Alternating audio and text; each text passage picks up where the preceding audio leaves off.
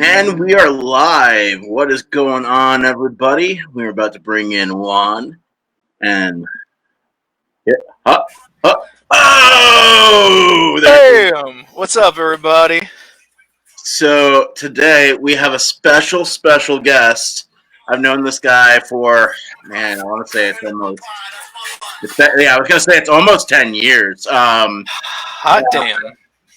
Yeah, I met him when I worked at Sam Ash. So this is Kyle Gerhart, and I'll let him do a little introduction of where he's from and what he does really quick.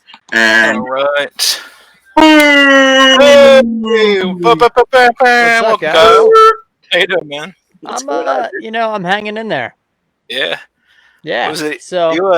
Where you at right now? Looks I'm like in my basement. Okay, I was gonna say it looks like a hardware store. Well, funny story. My Rona job, I do work at a hardware store. Oh, nice. Yeah. So Wow. in the Rona life, that I sell tools and hardware. So 10 cents Damn, a it's all- screw, you can come get me. Oh shit! That's cheaper than usual. I like know, these. right? Yeah. No. So I'm a front of house engineer. I live in Morgantown, Pennsylvania, just outside of Philly, and I spend normally like 250 plus days somewhere around the world mixing a concert. Nice. Well, welcome to the pod. You know, just another. What was that tagline, Luke? Just another classic Dick in the Toaster story. You know. yeah, I think that's going to be our tagline. All right. All right. Yeah, we're pitching it. That was the same conversation we came up with the name. We were at a comedy night at Great American Pub here in Phoenixville. Yep. One of the guys, Brian, I think is his name. Mm-hmm. That was definitely Brian. Yeah. I'm not gonna forget that guy's name. Yeah. You can't ever forget his one-liner for his stand-up either.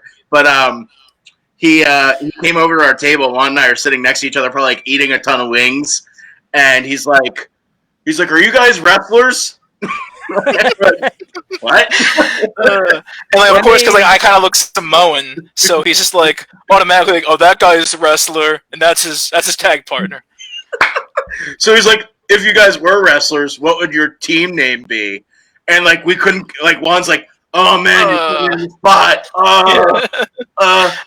I'm so done. Yeah, and then the next day he's like, "Bread and Butter Boys." All right. I thought you were going to say Dick in the Toaster. I thought that's where that was going. Yeah, Dickin. That's our finishing move, actually. Your finishing move. Okay. See, Yeah, I have a special place in my heart for toasters because I just take one into the shower with me every time I need to feel something. Jesus. That's emo. That's pretty emo there. I like that.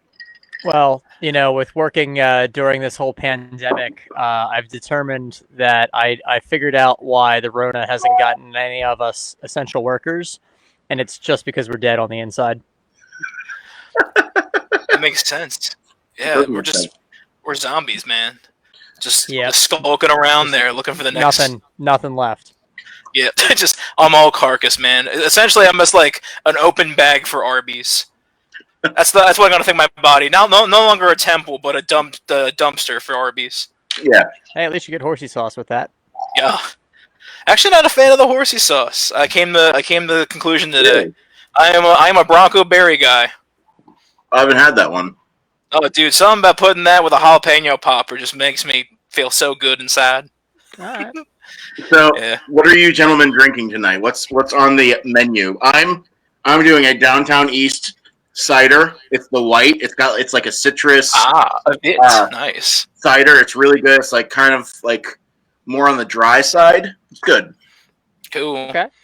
Yeah, I got myself just a couple fingers of bourbon here. Want to just give a shout out to oh my god, Bluebird Distillery. There you go. Yep, because they supplied the liquor and they're making a nice. I think the vestibule's nice. I know some locals are not too happy about it, but I love the vestibule. It's going to be a great place for live music. Yeah, that's all. Every time I see it, I'm like, that's going to be a dope place to see some bands. I didn't even think of the mural. Yeah. Like those locals that don't like it can go fuck themselves. Well, I mean, I get the people wanting to keep the mural thing, but Right. if it was my business, I would want to make use of the space because it's not like they were using it for parking. So they are now using it for something that they can, expand the business. And more power to them. People should be grateful because that was a vacant building for 12 years.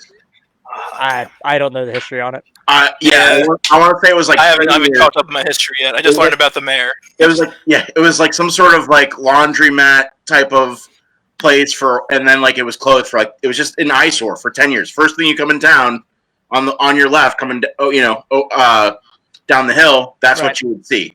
Well, So, I mean, it's Bluebirds. I think they're great, and I love their single malt. I've got some of their single malt whiskey I really like. Oh yeah, Today, I wanted to get that last time. Yeah, it's solid. I'm drinking the Founders all, Yes, all day IPA.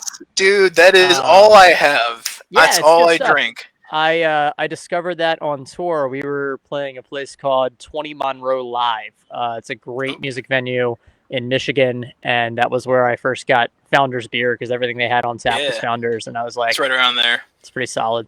So yeah, that's one of the few Live Nation venues I absolutely adore. Ooh, just a little cut. ooh. I felt that in my fucking ears, man. Well, I mean, the thing is that they have a lot of great venues and they have a lot of not so great venues. Yeah, you can't win them all. Yeah, exactly. Yeah, the same. Like that'd be insane for them just to hit home runs every freaking time. That'd be like a mecca. Now it's just like, a mecca. Yeah, well, I mean, when you're a large conglomerative, you can do things. Yeah.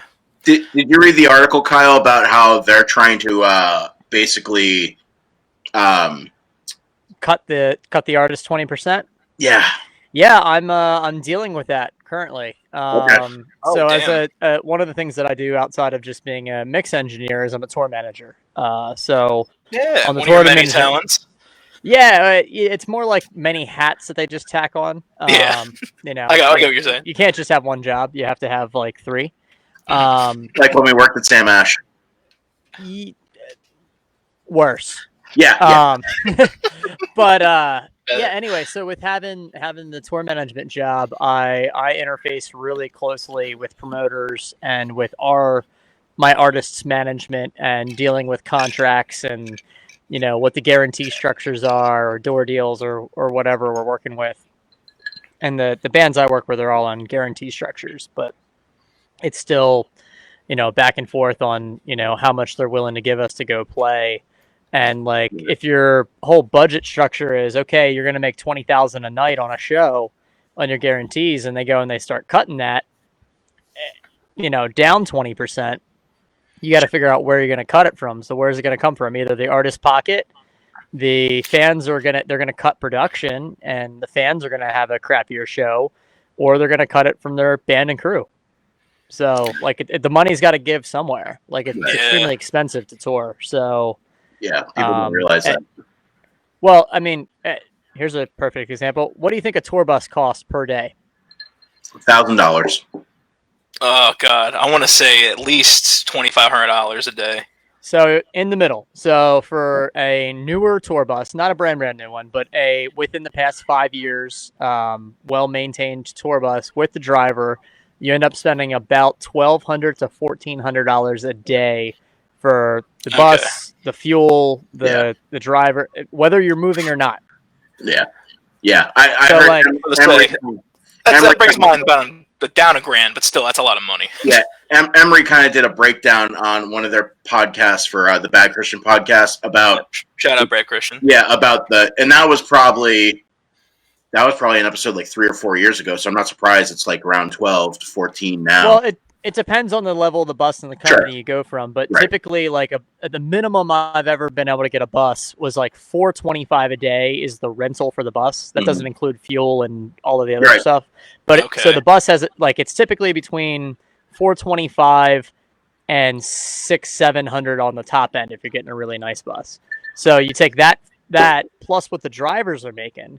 The drivers make bank because most of the drivers are anywhere between $350 to $450 a day for the driver, and then you have fuel, and you just average that out with your mileage. So you can get up to $1,500 to $1,800, $2,000 a day if you want a pimped out bus, and I've seen people do it. So if you take that times 30 days, even if we did get it at $1,000 a day, on a month-long tour, you're $30,000 just to get from point A to point B. Yeah, that's not including That's all tremendous. all the merch you have to buy ahead of time. Right. And that's not paying anybody. That is just transportation. Yeah, it's not even your sound guy. It's not like it's none of that stuff. No, Yeah, not the dancers. Yeah, I mean, everyone's got to make a wage, man. Yeah. So yeah, when they're trying to cut 20%, it's like that 20% has to come from somewhere, right? Yep. And on the mid-level bands that are doing like your 2,000 seat, venues, like if we were here in Philadelphia doing like the Fillmore or playing the TLA, even if you're going down to 1,000 cap, the 1,000 cap bands that are in a single bus and trailer, like the headliners in a bus and trailer, and your support guys are either in vans or bandwagons, like they're already skimping and already losing money. So like cut 20% off of them and they're really screwed. Yeah, that's a big chunk. 20% seems, depending on like how big of it is, significant, but still, that's for bands and for everyone involved. That's a big chip. Yeah, I mean it's a lot. Like if I had to go out and say, okay, well, you haven't worked for the past year, now you need to go out and do the same job and get paid 20% less because no reason.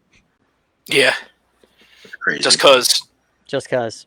So you said you're going to be out on the road this next week, correct? Yeah. So I actually just finished up advancing a show for Wednesday. Or sorry, not Wednesday. The 25th is the day. I'm losing my schedule as to what day of the week that is. I think it's Friday. I think you're right. Next Friday or Thursday. Thursday. Yeah, the 25th. That's the one of the week. That's it. Yep, Thursday the 25th. So yeah, it's we're playing at an outdoor festival thing in Sherman, Texas, which is north of Dallas. So Sherman. Yep. So Texas is pretty well opened up. They're expecting about 4,000 people to come out. Yeah, damn. I was just down in Florida and like they like closed things down for like a blink of the eye.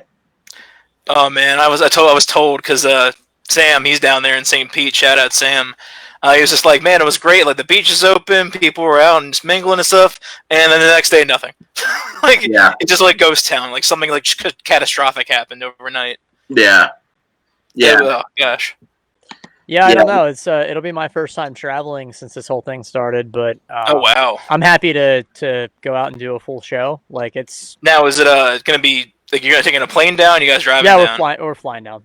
Oh, okay, I wasn't sure. Except for my lighting guy. My lighting guy is driving because he doesn't want to fly. So, well, fair enough. That's crazy. He's got some health stuff, so he's like, you know what? From Nashville to Texas isn't too bad. So he's just gonna he'd rather drive than deal with airplanes and all that. So I feel him.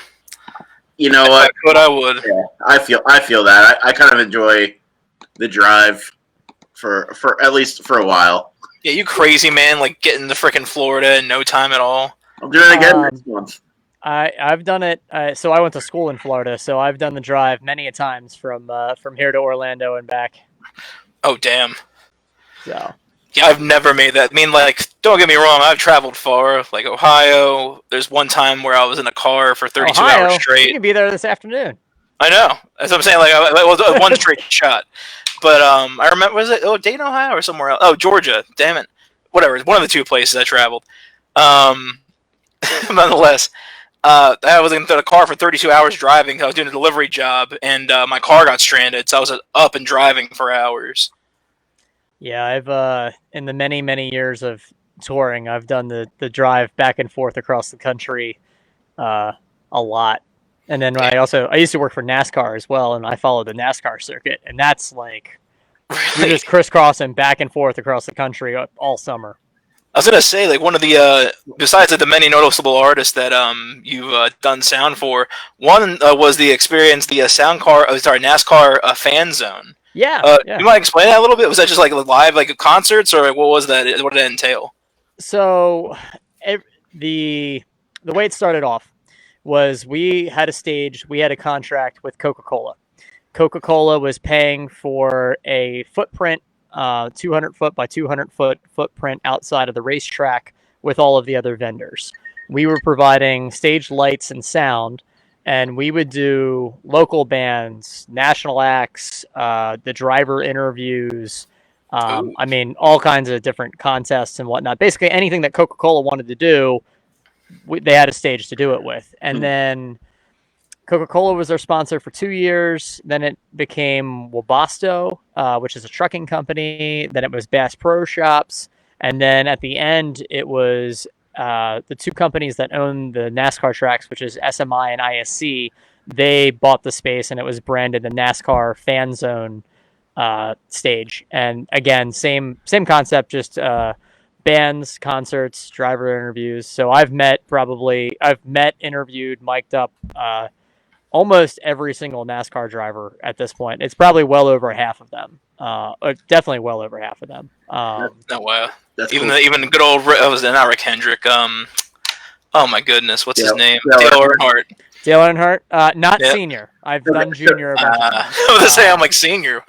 So Dale is responsible for one of my favorite bands getting back together, the Dangerous Summer. Okay. So, I mean, Juan knows who they are, but they're like a pop punk like rock band from Maryland, and they had excuses, man. Yeah, they had a lead guitarist that was probably responsible for them kind of breaking up, a lot of drugs and a lot of just like stealing from members. Yeah, drugs are bad. Yeah, like pirating their credit cards, their mom's credit cards, like crazy shit. Okay. But anyway. Yeah, there's like some mini doc out there about it, but yeah. I know the members, so I've like talked with them about it. Like I'm not just talking about like hearsay stories. Yeah. But they ended up breaking up, and then Dale Earnhardt like listened to their music on like a Spotify playlist. It was like, who's this band? I like them. Oh man, it was the craziest thing. And did like a tweet or something like that. My favorite thing that come out of that was like NASCAR now sponsoring emo night. Nice. Yeah, so like back in the day, I don't know if this will focus or not, but we can get the Kyle and the Dale Earnhardt. Oh hail Dale! Oh hail Dale, baby! So speaking of the Dale Earnhardt days, send me that photo so I can put it on the video. All right. I was gonna say, did you have the privilege of miking Ray Ciccarelli? No, did not have not that one.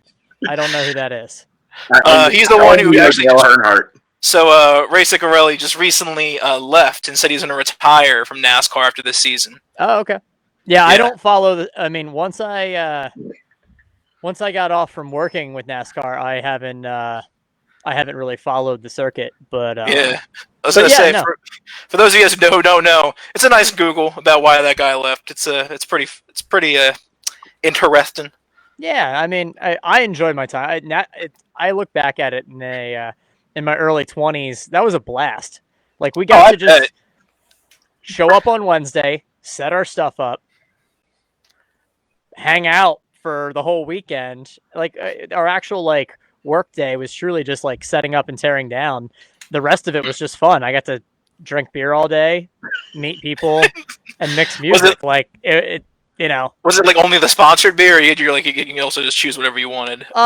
So the trick with NASCAR is to bring your own beer because it's really freaking expensive if you buy it there. Okay, I had no idea. Yeah, bring your own beer. That's the hot tip. That's a rule of thumb. Yeah, I guess in life, yeah. Bring your own booze. Yeah.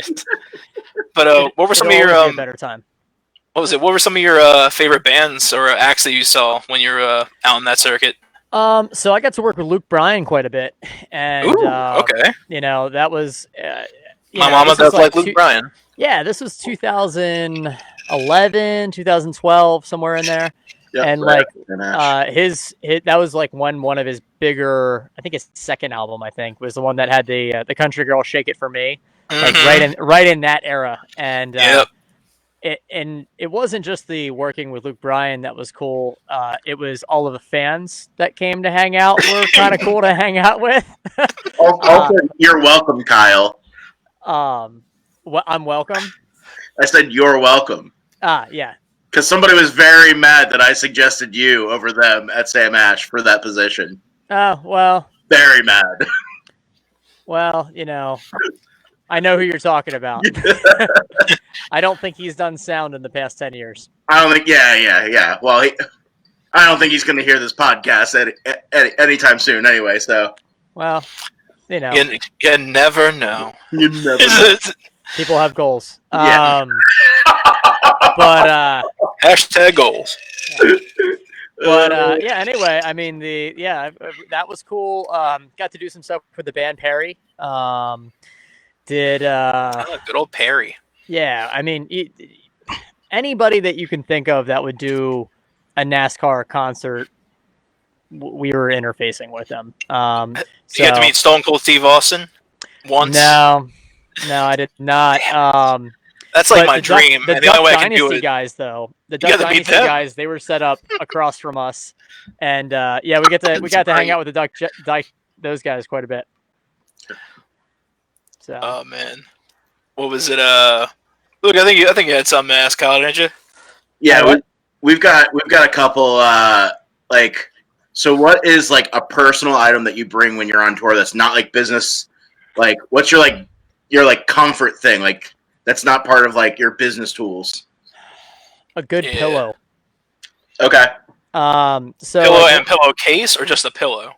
Pillow and pillowcase. Because the thing is that like one of the most of the tours I do nowadays, we're in buses. So the buses are pretty comfortable to sleep in. I'm a little guy, so I'm nimble. I always end up in a top bunk because no one else. Everybody on my crew tends to be bigger boned, and they don't. They don't quite. The big guys don't do so well getting in the top bunk. Yeah. Yeah. I mean, I consider myself a power bottom when I'm bunking. I'm anchoring it down. I'm making sure the person on top doesn't move or get jostled off at all. I'm a nice anchor. Yeah, it's okay. I'm always a top, so I feel you. With that, having a good pillow, as I get older, I'm realizing how much like a good pillow or a good mattress can break you. Like you can wake up the next day feeling awful because of something as simple as a pillow. So, that's like a weird, but it's like we're in different hotels every night or we're in a tour bus. So it's like, at least I have the consistency of like my neck. So that's one thing. And I'm trying to think if there's something else that's kind of like something I bring from home that's kind of not business related. Cause I have the luxury that most of the bands I work with my audio company, I'm providing them the entire audio package. So because of that, I have lots of cases that I can like fit extra things in, right. Cram an extra Xbox somewhere or cram like, you know what I mean? I've got extra cases I can put stuff in. So I can travel a little heavier than most people. Right. But yeah, the pillow is definitely one for long tours. If I'm flying, oddball thing that I carry, I always carry an extra pair of socks, an extra pair of underwear, and baby wipes in my backpack. I have been lost without my luggage enough to know that like, all right, I've got my backpack and this is all I got, and I can get through, and at least that buys me time, Right. Yeah, I'm one of those crazy people that like tries to pack all their crap for the week in just their backpack to fit underneath the compartment. I have too much stuff.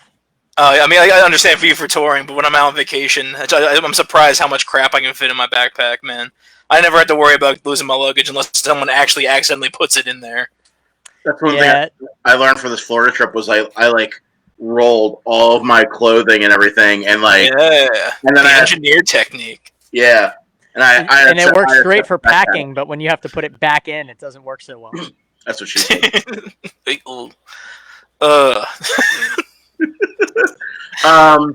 Anyway, so like favorite moments on the road, like who you enjoyed your time with the most, like what's like favorite tour, like or whatever you can remember. I mean, it's a loaded question, but like anything like recently that you can think of.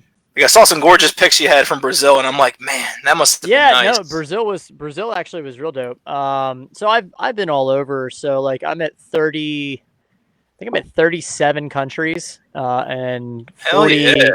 A well-traveled man. Yeah, it's like 37 countries and 48 states is I think where I'm at travel wise. So The only two states you haven't visited: Alaska, Alaska and Hawaii.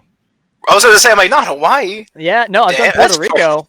We actually had a show in Okay. Puerto Rico We shot a music video in Puerto Rico, which was cool. So, But no, Brazil was definitely dope. I Yeah. really enjoyed our time there. We were there for 21 days. We did like all of Brazil. Like, you had a lot of pictures. It was cool. yeah, well, it was nice because it's one of the places that we got a lot of days off. So it Right. was like Nice. show You got to check out day, some, like, local show stuff and day, everything. day off, show day, day off, show day, day off. So we were able to go and do lots of beach time and lots of all of the, go see the famous stuff. It was Scott Stapp's like right off business vacation trip, basically.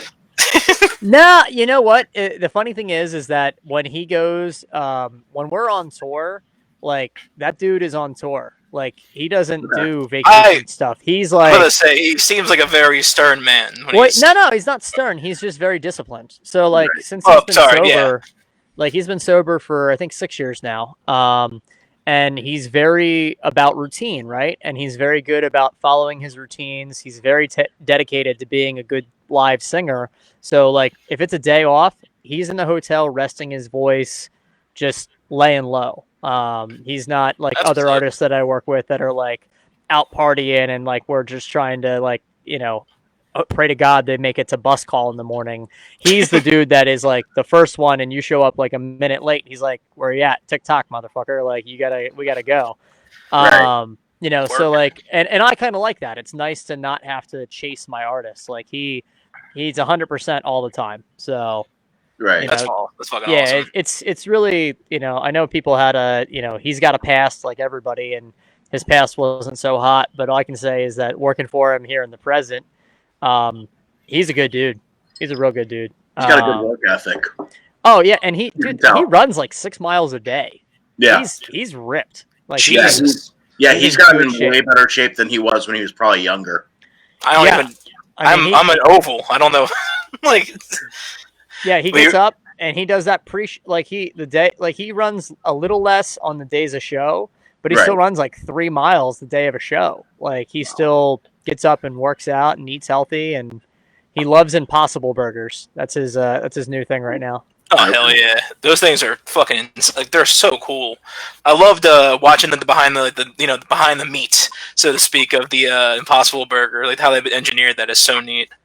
I think it's cool, but when we're finished this, I'm about to pound a steak. So, ooh, what kind? You get porterhouse ribeye guy? No, it's a New York strip, real nice, 2-inch thick.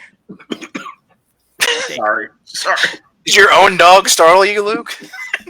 I was like taking a sip, and they like freaked out, and I just. I'm about to say we had no preamble. We're calm and cool. You're like, oh shit. I literally have a pile of treats like right next to the computer that like for exactly this. I'm about to say you need a treat gun just to shoot them out real quick and just get them out of the room.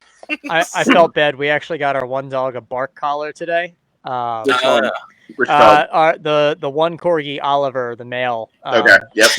He's a little bit yappy, and we haven't been. He just hasn't been responding to anything else we were doing, so we were forced to take the realm of the new Zap collar, and it's like automatic that like if he barks more than it's like if he barks more than 3 times in a row, it hits him. And it's like all customizable. It's got a whole app. It's crazy. Right. Really? Yeah, Garmin makes it. Yeah, it's like the people that make GPSs, they now make, dog shock collars. I'm gonna say they need a different market now since it's on every phone. They need to, because who needs a GPS now? It's all on your phone. Right. I guess it can also be a dog tracker. Yeah. Well, it does. It'll track your dog. Like it can show you like, GPS awesome. Of like where your dog's been on your property and whatnot. See, they're making the best out of a bad situation right there. I tell you what. Yeah. I love corgis, man, but they are dicks. Like they. Nah, they're just super smart, man. They know how to outsmart me every That's why they're time, dicks, because they're like super smart. Like super smart. I have 2 of them, so I'm aware. Yeah. To say, I'm so jealous of your post, man. I'm like, oh, corgi is like, I just got this the other day, and it's a corgi mouse pad. Yeah, my sister has one. The great little sploot. Terrible for audio, but great for the people who are watching. Man. What's your craziest tour story that you can tell us? I got. Yeah, they can comfortably share on or off the air. Or on or off the air. Yeah, well, so here's one that can be on the air. This one was almost a little sad. So get ready. I was on tour with Sebastian Bach from Skid Row, and we were up in Canada somewhere. I think we were in like Saskatchewan or I forget where we're at. Somewhere in Canada. We did play Saskatoon. We did that tour. We started in Vancouver and we ended in Halifax. We did all of Halifax. Canada. Yeah, we did coast to coast. Anyway, he was good friends with Vinnie Paul. And I had met Vinnie Paul many times from when I worked with Drowning Pool. The Drowning Pool guys are from Dallas. Vinnie has a couple different clubs down there and has a house down there. They're good friends with him. And they were all together on Ozfest back when Dave, the singer, the original singer for Drowning Pool, died on Ozfest in 2001. Yeah. Actually saw them right before he died in high school. So Pantera was on that run. So anyway, backstory of how I know Vinny, and I've been to his house in Vegas and whatnot. But Sebastian and Vinny were good friends. Vinny had been out to one of our shows earlier, like a couple weeks ago, right? And in the middle of our show, some idiot in the front row, right when it went viral that Vinnie Paul died, handed Sebastian his cell phone while he was on stage in the middle of the set, showing Sebastian that Vinny had just died. Yeah. Oh my God. Yeah. That's dumb. Like, that guy is so lucky Sebastian didn't jump off the stage and beat the living hell out of him. And like, obviously, I don't understand the thought behind that. Whatever fan thought that was a good idea, that was just a dick move on the fans' part. And like, I was like, from that point on, the whole tour took a separate vibe. That's just like a really memorable moment of like, for Sebastian, he lost one of his good friends. Every person on the band and crew knew Vinny in some way, shape, or form. And like, it hit all of us differently, but that one was real. It wasn't a crazy story. It was just like why would you do that story? You know what I mean? Yeah. That's still nuts. Like I put that up there with that. Yeah, that's there's been a couple times where we've been detained, but with other touring bands and stuff. But I'm not sure if I want to put all that out there on the. We'll say it's off the record. Yeah. Well, okay. I'll lay out the story with a few details left out. Okay, that's fair. Perfect. So we were comfortable with my dude. Yeah. So we were traveling from somewhere in Texas towards Phoenix. And going up I-20 is the road that comes across like the whole bottom half of America. And all of us, or most of us, were asleep at this point. It's 3 or 4 o'clock in the morning. Our tour bus gets stopped. It's federal marshals. They had a random stop for checking for immigrants and whatnot. But they had some dogs.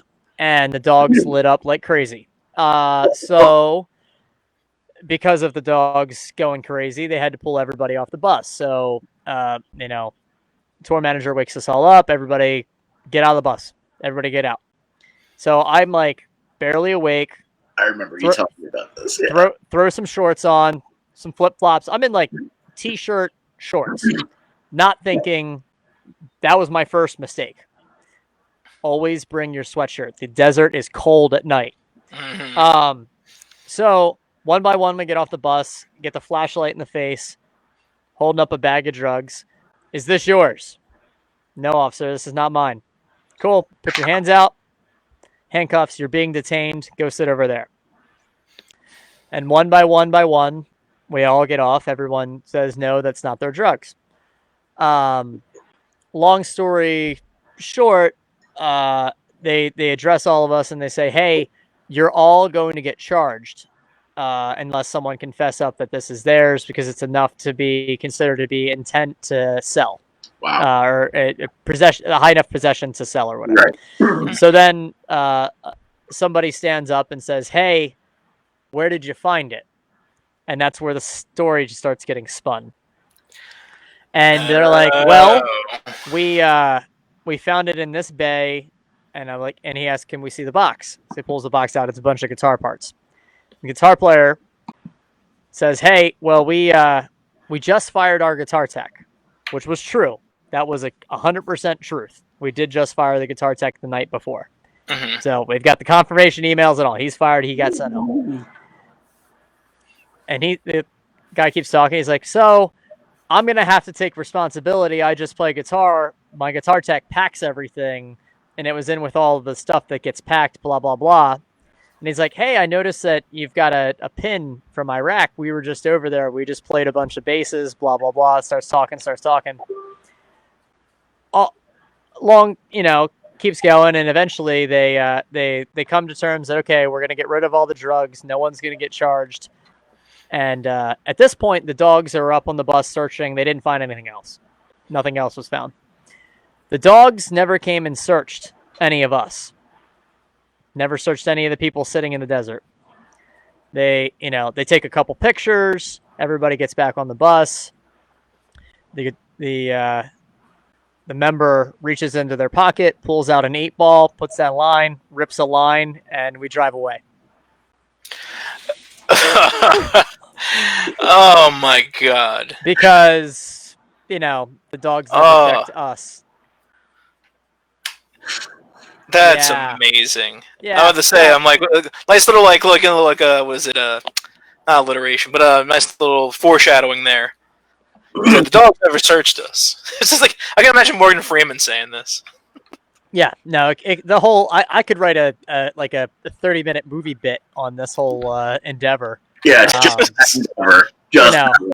But That's remarkable. I've had a bunch of run-ins, like in Sweden, or not Sweden, in Switzerland. I got woke up by a dude in a military uniform that ripped open the curtain to my bunk. He says, flashlight in the face, "Do you know you're at the Swiss border?" It's like, well, I do now. We've had some things with customs and getting in and out of countries, and you get all that over time as you travel and stuff. So you probably get more exposure to that the longer and the more areas you travel. If you've not been detained, you really haven't toured. Like, until they hold you at customs, or they hold you at the Canadian border, or they hold you at the Swiss border, or wherever in the country. Any and all borders. Or Mexico, like Mexico. Very Christian artist. It doesn't matter who you're with. Yeah, I know. Or like in Mexico, or the federales are like, "Yeah, your paperwork's not right," and you're like, "So I have this many pesos." They're like, "Your paperwork's right." The federales. Yeah, no, it's a real thing, man. That's insane. Yeah, so it's a crazy world out there. I was gonna say, how many on the border restaurants do you ban from? None. I am banned from 10 to 5 different states. What? Yep. How do you get not banned? True story. Yeah, I was gonna say, like, how does that even happen? No, you eat a lot. If you eat a lot of queso and they don't like that, they might. I mean, I've had problems at one on the border because I ate a lot of queso, but that's true story. But I never been banned from one. No, I was just told to stop eating queso. You know what's funny? So the last place I got kicked out of was in Phoenixville. Was Club 212 when that used to be a thing. I've heard stories about that place.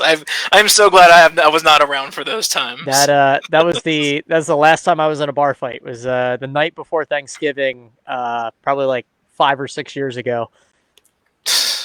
Always seems to be the troubled day. I have also had a bad night on the night before Thanksgiving. That's because everyone you know from high school or college is back, and they all decide it's a great idea to go out, and then like some BS from however many years ago just pops off. That's not what happened to me, but that's what happened. I'm like, is that what happened to you? Like, you're just having flashbacks.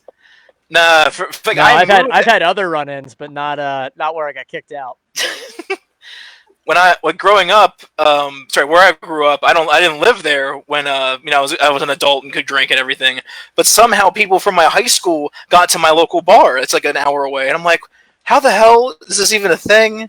And then there's an altercation from there, and I try going to my bar next to my parents' house, and then even more people from high school. I'm like, it's just destiny that even if you're in the same state, the same area, an hour away, you're still gonna see those people from high school. Yeah, it never ends. And it's funny, like for me, because I still live sort of at home, like, or not sort of at home. I still live at home. I'm just not there 270 something days a year. So, and I spend probably 80% of my time at home at my girlfriend's place. Yeah, same area, an hour. So it's like realistically, the amount of time I spend at my actual house is probably like a normal year, like maybe 30 to 60 days, if that. Damn, so, that's a tough schedule. I mean, it's not terrible, but that's a lot of time away from home. Yeah, but time is money. You know what I mean? So like, for me, like I work on day rates. So every day I'm gone, I'm getting paid. It's true. You start adding, anywhere between like 350 to 450 a day times 200 plus days a year adds up. Oh, for sure. So that's money well earned at that point. Just working, that constant hustle year round. Oh yeah, if you stop hustling, you don't work. And the thing is that like friends take their friends on tour, so you can't just be good at your job. Like I could be the best audio guy in the world, but if I'm a jerk, nobody's gonna hire me. You know what I mean? Like you have to be able to hang with people and be a good hang, and the hang is just as important as your skills. Sometimes almost more important. Yeah, sometimes. There's definitely guys that I know that have gotten hired because they're a good hang, not because they're actually really bad at their job. But I have a guitar tech I've worked with before who's really a glorified tuner, but he's a really good hang, and people like having him around. Yeah, it's important just to bring that chill vibe, man. That's why you don't kill people's vibes. That's what Kendrick taught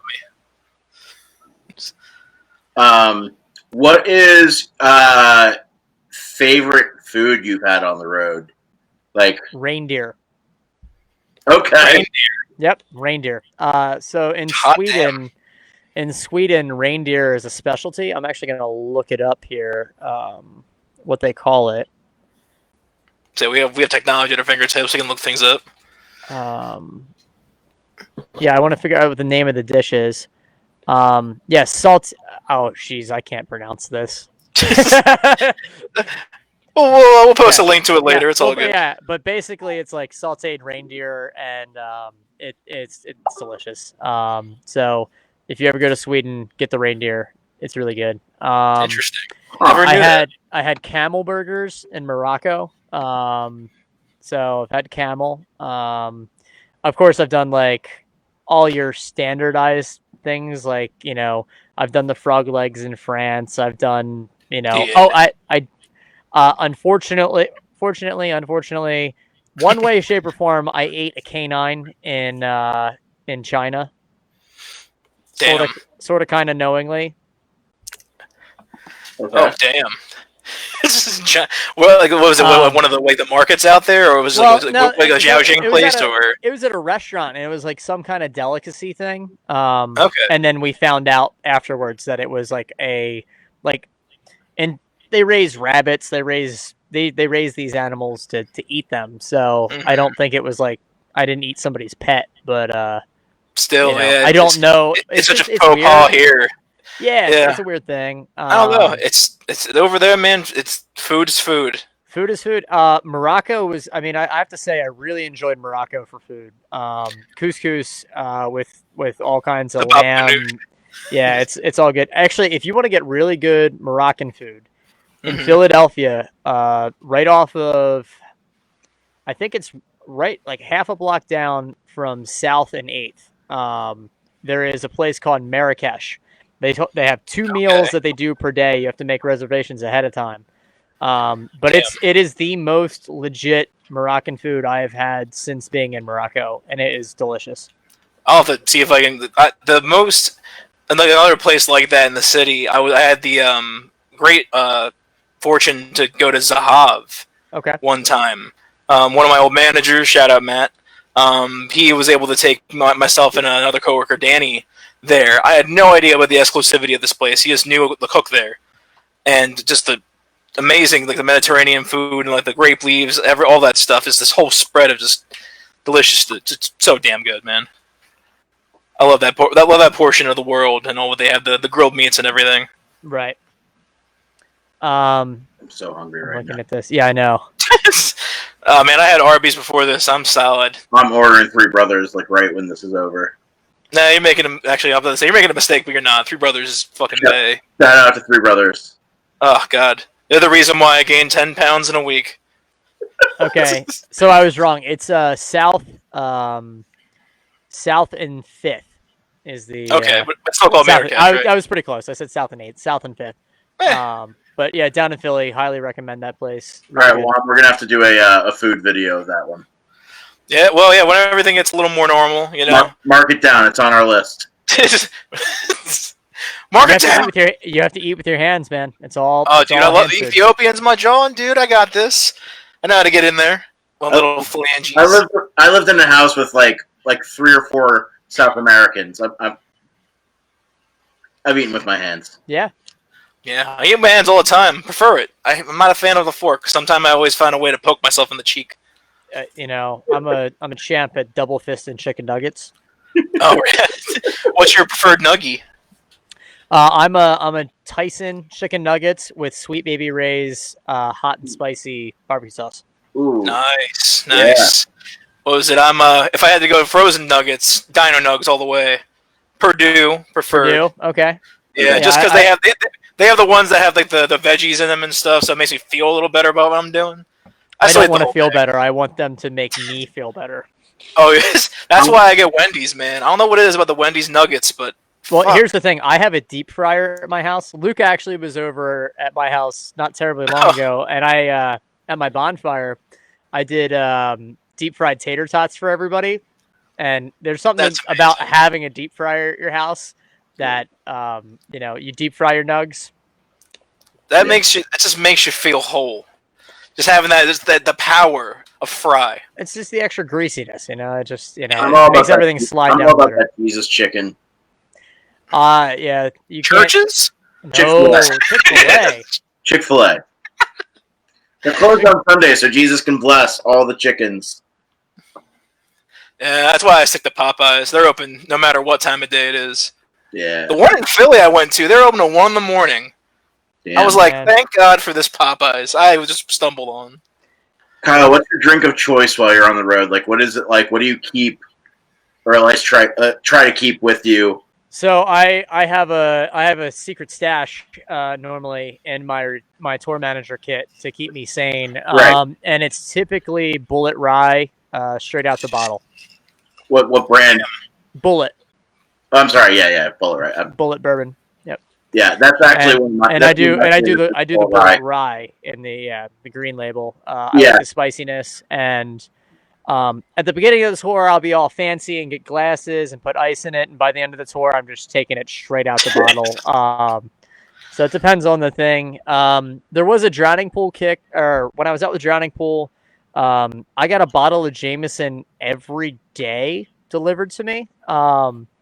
And obviously I didn't take the whole thing by myself. There were times that I did, but normally I wouldn't take the whole thing by myself. Right. But it lived in my work boxes, and by the end of the tour, I had like a bottle of Jameson hidden, like at my audio console, in my work box, I had one in my freaking, in my I can't imagine my that. bunk, like. Yeah, it's like the mustard at this guy's house. Yeah, well, so the thing is, there was a tour I did with Ron Pope, and we on our rider, we had actually I think that's how I found Founders was with Ron Pope, but we had 2 cases of local IPA every day. So whatever city we were in, we had the promoter or whoever go out and find like what's your 2 best local IPAs. That's sick. Every day for like 40-something days. Well, by the end, we just had like ridiculous amounts of beer. and we A ended the trailer tour park. at South by Southwest. We also had bottles of bourbon every day. Ooh. At the end of the tour, I think we divvied out like, it was like 17 or 18 unopened bottles of bourbon that we split shit. across. Yeah, it was like stupid. Like, That's all. and we threw away a lot of beer. It was almost sacrilege. Like, It's all right. You are forgiven. That's a lot. it was too much. It was probably like, I'm not even exaggerating here. It was probably over 200 beers that we got rid of. It was like 10 cases. Damn. They will lost but not forgotten. These brews. Well, we don't. Well, to be fair, we did donate them to the be fair. Airbnb. So whoever the next person that showed up at the Airbnb had like, see, that's like, paying it forward, baby. like just like a ridiculous amount of beer. I can't imagine, like, when I went to Vegas and my Airbnb already came with beer, that would have kickstarted my whole trip. Like, just square right in the dick, just fucking ready to take Vegas on if that happened. Classic dick in a toaster story. Vegas is bad, man. Vegas is a 36-hour town. It's not even a full 2 days. It's 36 hours. I'm about to say, it's not even an exaggeration, man. Like, first thing I noticed, obviously the dry heat, but like, no matter what time of day it is, there are people out all the fucking time. Like, it's amazing. I stayed up for, I think, a day and a half the one time during that week, and I was just like, I don't know, people do this all the time. Yeah, you always end up in Vegas on a touring crew, right? But if you're ever in Vegas and you're going to go see a cool show, there's a place called the Brooklyn Bowl, and it's a bowling alley with a 2,000 cap venue attached to it. Really? Yes. Oh, and it's super cool. And if you're a musician, it's a great place to play because the setup there is real nice, and then you get to bowl all day for free. And but the sound and lighting there is incredible. It's a great place to go see shows. I was gonna say, what's one of your is that one of your favorite venues to play at, or you have some other notable venues, or not just play at, but like done sound at or have heard sound at? So like I've got like favorites kind of all over. So notable ones around us, like we'll start with Philadelphia. If you're gonna go see a show in Philadelphia, Union Transfer is the best sounding room in Philly. I've seen some of my favorite shows there. My favorite. For a 1,200 cap room, that room slams. They've got a great rig in there. It sounds good. It looks good. It's comfortable. It's easy to get to. Yeah. And as a touring musician, you can park 2 buses side by side there. I've seen. Parking buses is a very nice thing to be able. You can park buses there, and you can park buses at the Fillmore. They're the only 2 places that parking is easy. Everywhere else it sucks. 2 favorite places that I've played at and I've seen music is the Fillmore and Union Transfer. I have a really quick, funny Union Transfer story. I think I have the video somewhere on our YouTube channel. I'll share it. But we were hanging out with Circus Survive when they were playing there at the end of one of their tours. I want to say it was like 2016. Because Dylan, our old drummer, was that was Sean, I think, was that time, right? Yeah. So 2016. Our old drummer Dylan was kind of like Steven from Circus Survive was like almost like mentoring him. Like I wouldn't say he was giving him lessons, but he was just kind of like grooming him, mentoring him, like for our next record, like to record in studio. And we were hanging out with Steven. It was when they were on tour with Pianos Become the Teeth. Imbalance Composure. Yeah, so it wasn't Sean. So it was the last day of the tour, and when Pianos Become the Teeth go on, the last song, he like the screen behind them, he like took their name and put it in like really cheesy like neon green like comic font or something like that.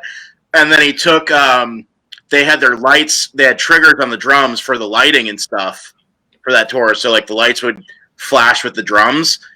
And he took the bass kick, and every time the drummer, who's a beast of a drummer, every time he hit the bass kick, it made a dolphin squeak, like a like he's like, watch this, and they start playing the song, and like the whole band is like, they come in and everybody's like, did they only do it in the monitors, or they do it in front of the house? Monitors. So the whole band's like, what the fuck is that noise? Like, that's amazing. Like, and then finally, like, the lead singer caught onto it fastest because he's not playing an instrument. He's just like, and he's laughing and like almost misses going into the song, but it was such a funny like tour prank. It was really funny. Oh god, if that happened to me, I probably should have brick. I would not know what to do with myself. Yeah. But what are some the union transfer? Any other in the areas that you want to tout out there? So Union Transfer is my favorite one in Philadelphia. It's my favorite local venue. Yeah. Great house crew that works there too, by the way. Yeah. Let's say some of my favorite security guards work there. Yeah, a lot of my homies are there. Going a little south from us, the 930 Club down in Washington is absolutely fantastic for going to see those. I was going to say, is that where you get those 930 cupcakes from? Yep, that's where I get the 930 cupcakes from, man. What's so special about those? So every time you play, well, A, they're delicious. And B, so that's a venue that has in-house catering. So every time you show up, they do all the food and everything's all spread out for you, and they always have cupcakes. A venue will learn from the mistake of having me there if they have catering. Well, and here's the thing: they swag you out real. If you sell out the room, you go home with like you're getting a hat, a sweatshirt, a t-shirt, socks. Like you go home with like goodie bags of like I have so much 930 gear. It's great. That's cool. And let's see other cool venues. The Norva down in Norfolk, Virginia, super cool, super famous venue. They're cool because they've got a hot tub in the green room. They've got a full-blown sauna. They've got an arcade room, a basketball court, a weight room, like 8 shower rooms, separate catering rooms, separate dressing rooms, all above the venue. It's like that's insane. It's awesome. It's like is it a hotel? Like what the? It's almost like going to a hotel. I think It's called the Norva in Norfolk, Virginia. There we go. Okay. Yep. And I think what it used to be, I'm totally spitballing here, but I think it used to be like an old YMCA, if I'm not mistaken. Okay. Like I think it was like something, some kind of gym membership type club place because they have like the basketball courts on like the 4th floor. You know what I mean? It's all like, something like that. Yeah, and they've got like, I'm thinking it's something like that. I'd have to look it up to be honest. And then let's see other cool venues. There's a place in Phoenix I really like called the Van Buren. Great sound and lighting, great crew, easy to get in and out of. Good burritos. There's a burrito place that I always go to. Yeah. You know where like the venues are that you like, and you know where to get the food near the venues that you like. You know what I mean? Oh, yeah. Let's see. I mean, there's places all over the country that I like. I'm not a huge fan of all the LA venues. I know that everyone's like, oh, the Roxy, or go to, I played the Viper Room. The Viper Room is awful. Like anybody that tells you different is lying. I mean, it's legendary, but just because it's legendary, I think a lot of it has. I think a lot of it is like people are so like tying that to the iconic. Well, yeah, I mean, Johnny Depp has a booth in the corner, and if you go there, you'll probably see Johnny Depp. Like that's a thing. But if you don't care about that, it's just a little tiny bar the size of my basement with a corner stage. Like it's really not. It's cool. It's iconic, but it's really not like a great place to see a show. Yeah, when you're on tour, it's not exactly like you're like, how the hell are we getting all this shit in here? You're not like there is no like if you're touring and you're playing the Viper Room, you're not doing what you think. If that's your level of touring, you should probably rethink things a little bit or get a better booking agent. You know, that's like a great place for local bands or, guys that are in a van, like to break their career, but like full blown, like I've seen bands like Bus and Trailer be like, oh, we're going to try to, no, it's just not happening. Damn. Yeah. And so like, of the like famous LA venues, I think the Troubadour is probably the coolest one. That one always seemed interesting. Yeah, well, yeah, Troubadour is cool. Hollywood Bowl. If you're going the bigger size stuff. It was cool for me to mix Red Rocks. That was definitely like a Red Rocks checklist on the bucket. That's on my bucket list of like to go see a concert at. Yeah, it's a very challenging venue. It's not a favorite venue, but it's like a very iconic and cool venue to do. Right. Yeah, I was there in last spring for a show like with a psychedelic like rock band, an EDM group called Spangle, and it was insane. And I can't say I wasn't under certain substance or not. I will say that at that late at night in that certain state of mind, those stairs are a bitch. I honestly thought that I was getting trapped in a sand dune. Part of Juan's psyche is still trapped in that sand dune there. It's like I was trapped in like. You guys ever play Super Mario 64? Yeah. Either of you? So remember like the pyramid stage? Yeah. That's how I felt trying to get down. I'm like, fucking caterpillar. And all I'm hearing in the back of my head is Sandstorm. Dude, someone was playing that in the parking lot. Now I'm triggered. As the whole thing's going down. I'm so mad. Not you, but like I came down and then the Sandstorm's playing and some guy's trying to sell Chick-fil-A. And I'm like, this is the end of my night. No, I wouldn't trust that. It was out of a freaking like igloo container. I don't know how long it's been in there. I would probably still trust it. Like, here's the thing: if you go to Chick-fil-A and you order something, right, and they bring it out to you, and your order is wrong, you just have to trust that Chick-fil-A knows what's best for you. Like, you just don't ask questions. Yeah. It's like, you know what? Maybe I did divine intervention, and it's just best. This is what you need. Right. I was gonna say, one of my favorite posts that you have was it looks like you did the Aretha Franklin tribute. Was that actually at Carnegie Hall? Yeah, that was the first time I got to mix Carnegie Hall. So that's cool. Yeah. I guess that's another like checkbox of like cool places that I got to mix. I'll say go through that day a little bit. 'Cause I think that what was it? Ron Pope did I'm trying to think what song he covered. We did The Baby I Love You. I think? Yeah, Baby I Love You is what we did. Yeah, it was Baby I Love You. All right, yeah, cool. Baby I Love You. So That's a great song. Yeah, and we played that whole tour. Like that song was in our set list the whole tour. Nice. But that particular night was cool because we shared a dressing room with Kenny Loggins and with No way. G Love. Yeah, it was G Love. G Love? G Love. It was a Philly. special sauce there too. No, it was just G Love. He used I the house also band. like cold beverages. Yeah, so it was G Love, Ron Pope, and Kenny Loggins. We were all sharing a dressing room because like it was Sounds like the beginning multiple of a artists. joke, by the way.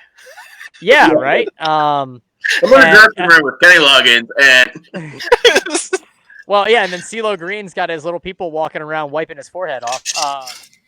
wow. Also, if Are you joking? No.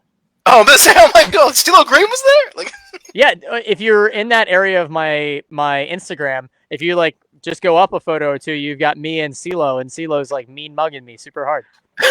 that's hilarious. I missed that. I heard he's a big dude. He's a thick boy. Yeah.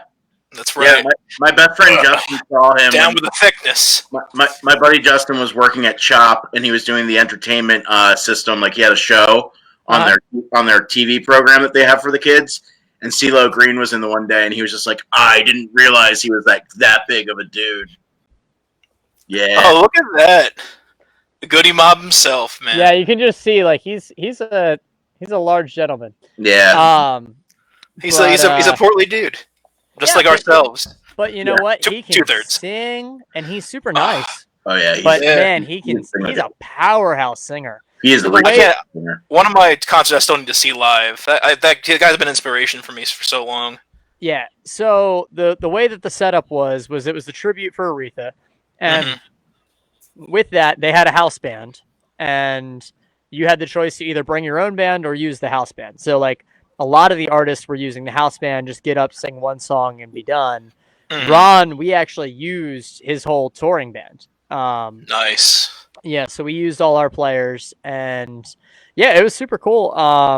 And yeah, a lot of just powerhouse singers, and the after party was super cool. It was just a really good vibe. Like everybody that was there was just super into music. It wasn't like there wasn't like who's more famous. There was no like who's more famous than somebody else. You know what I mean? Cool. It was like all about the music and all about Aretha, and it was awesome. Cool. Yeah, but say I've skimmed through some of the videos like a while ago when they were first posted. But I got to revisit that because like some of those performances were amazing. Yeah. the finale was a cluster. If there's a video of the finale, you've got me running around the back of the stage somewhere in the video. Really? Yeah, just trying to wrangle things. So I'll have to seek that out if I can. yeah, it's I was definitely the upstage left was like my area of the world. I was like trying to like move people and mic stands and like because they decided to try to get everybody out at one time, and it was They're trying to make that "We Are the World" moment, you know. Right. Every damn time I do these tributes, I see it, and it's like, I can't imagine. So I want you guys to hear me out. Okay. I had an idea, and it has to do with "We Are the World." Now, what if we did a "We Are the World," but with all of the best emo singers from the 2000s? Like you got, the dudes from My Chemical Romance, and you got the guys from Taking Back Sunday, and you got the Panic at the Discos, and you take all of these phenomenal singers and do an emo version of "We Are the World." I could be down with that. I give it a Google. I watch it a couple times. Yeah. I'll have to talk to Fred from Taking Back Sunday about it. Yeah, I mean, I'm not. The only people that I know from that era are basically the guys from A Day to Remember from my time with those guys. Yeah, I was gonna say I was about to say Alien Ant Farm, but I'm like, nah, they're not really emo. They're nah. And Dryden would not want any part in that. Although our bass player has a sick tattoo, has a Michael Jackson tattoo. It's a yin and yang, and it's the white face and black face Michael Jackson and yin and yang on his arm. That's amazing. Oh, it's a sick tattoo. Yeah, I'm going to say I gotta. If you can remember to send that to Luke, I gotta check that out. But I'll have to look to see if Timmy has it. Timmy Pugh is his name. He's the bass player, and he's got it's a killer tattoo. I don't know if I have a picture of it handy. Yeah, well, you can find it, man. It's all good if you can't find it. But kind of the Ron Pope doing that kind of leads into this what I like to call now. It's what I call schmoozing. Do you think A Drop in the Ocean is still a good track to give out the chicks? Oh my God, yes. Yeah. Oh my God, yeah. Hands down. Now, still, no other song is still A Drop in the Ocean. I still think A Drop in the Ocean. It's a great song. The thing that's fantastic. Really funny is that song is stupid famous. His melisma is so good on that track too. Well, the funny thing is the one that is the most popular on Spotify and on Pandora and all that is the one that was recorded in his freaking apartment in New York. Like it's not the professionally recorded one. The professionally recorded version has significantly less streams than the like bedroom demo version. Wow. Yeah. I wonder why. I guess the rawness and I don't know, maybe people like it raw, right? Yeah. This is true. Yeah, no, I think it's a great song. He's got a lot of really good songs though. Ron, he's hilarious. Like Ron is a comedian and the king of shtick. Like really? Dude, his stand up is great. Like if he needs a second job, stand up is that's good to hear. He seems like a cool dude. That just means he's a pure entertainer. Like he's just like I played with a guy named Chris Trapper who used to be in the Push Stars. That was like that, where like his storytelling in between songs was just as entertaining as the songs. Well, as the tour goes on, the stories get longer and longer and longer, and by the end, it's like, damn, this is like an 8-minute bit now. Like this is right. It's like part of the show. It's like 2 songs. You know what I mean? Yeah, that's fantastic. Yeah, what was it? For me, I think it's still Halo Delilah for some reason. I think it's because I grew up with that. But, and just playing that, because it's so easy when you're learning guitar and just trying to smooth some chicks. It was such an easy track, but like A Drop in the Ocean definitely blows it out the water. Here's the thing. I'm not gonna argue that at all. Girls like guitar players, but if you're that guy that can walk in anywhere and there's a piano and sit down and play piano, girls dig the piano guy. Yeah. Really? Yeah. I have never seen this firsthand. I have definitely, because I play piano, so that helps. Okay, but I also play guitar, but But I'll tell you that chicks dig the guy that can get up and play piano. Let's I say can't you find a definitely picture have of that. chicks. You definitely have that, like, experience of like playing guitar and playing piano and those those success rates, I guess. Yeah, I mean, and as Luke will tell you, I've never struggled with women, but No, I can't believe that with your perfect jaw and your eyes and your body that's actually a body and you have a neck. It's never been an obstacle like that. Kyle had to. but I have a neck. Do you see this? Where is my neck, Kyle? I know it's a personal thing. I'm working on it. I'm a work in progress. Everyone's a work in progress, and then One we time, die. my favorite rib. Someone said recently. I sent. I'm a WIP. And he's like, "What the hell is that?" I'm like, "A whale." I mean, sorry, I said a work in progress, and he goes, "Oh, I thought it was a whale in port." I was like, "Fuck you," but I that's mean, great. All right.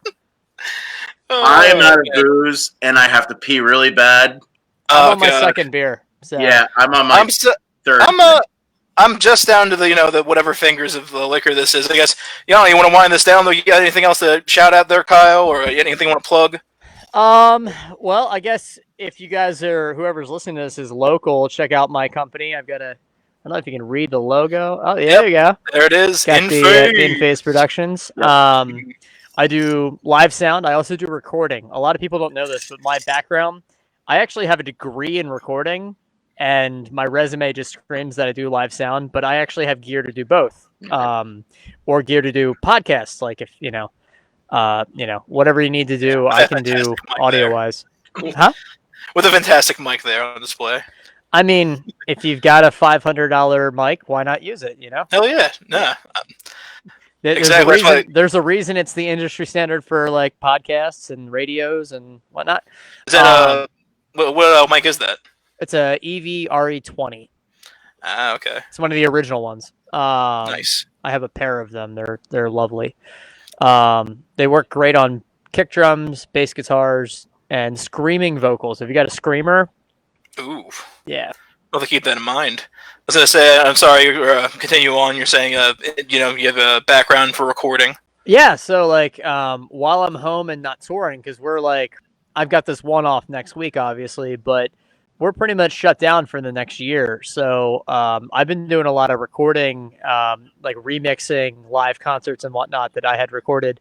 But I've got time to like work on recording projects, but I haven't really advertised as a recording studio because the thing that I have is that I'm able to come to my client's house. Like I can show up anywhere and do mobile. I can do mobile recording. And like for a band, for example, right? Say you're kind of like, I can work with a budget and you're a little DIY. I can take 48 inputs at one time at 96K. So super, super high end recording mobily, which is nice. That's something I actually haven't even thought of is bringing the recording to someone. That's an awesome service. Right, yeah. So the thing is that like anymore with how good everything that we can do, what we call in the box, in terms of like using Pro Tools and plugins and whatnot, and with how good my mic selection is and my equipment is, most of the recording that I do now is live concerts, right? But I'm dealing with like, a giant stage and I've got noise coming from all over the places and can still put out awesome recordings. With the technology we have now, even though if your house isn't the perfect space, I can make it sound like it's a perfect, a professional space. That's so rad. It's super cool. And like being able to just travel and come to somebody's setup. Because like if you've got a whole,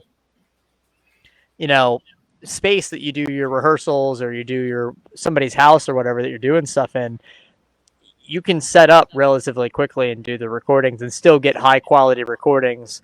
And I would be lying if I said it's going to be just as good as going to this multi-million-dollar studio. The answer is no, but it's going to be better than someone that doesn't have the skill and the equipment or the training to do. You know what I mean? It's just like, Also, that convenience. That's it's amazing. a convenient thing. Like I can bring super high quality product into a space that's not, technically designed for it, and still come out with really good recordings. Yeah. So that's what's up. I was gonna say, anything else you wanted to tout out there, or anything else you want to plug before we round out this pod? And check out. I mean, I'm sure Luke can put up my my Instagram and my Facebook stuff. Yeah, you always easy to find. So I'm not hard to find. Cool. Well, you heard that, ladies and gentlemen. Because Luke, you're out of alcohol, right? Anything you want to tout out real quick, bud, before we sign off? We have masks in. Face masks. They are nice and comfy, I've been told. Shout out to my dude Jay. He's getting a couple from more coworkers. Just spreading that love. Anything else, my man? That's it, man. Thank you for being on the cast, Kyle. Yeah, man. Thanks for being part of the Bread and Butter Boys. Yeah. Hopefully I get to see you down here soon. Yeah, I mean, we'll see. The next couple of weeks are a little busy, but it's busy with gigs, so that's a good thing, Damn. So we'll see. Hopefully, we'll just keep doing more of that, and our governor will open up the damn state, and we can do something. Yeah. All right, guys. Thank you for tuning in. We'll see you next week.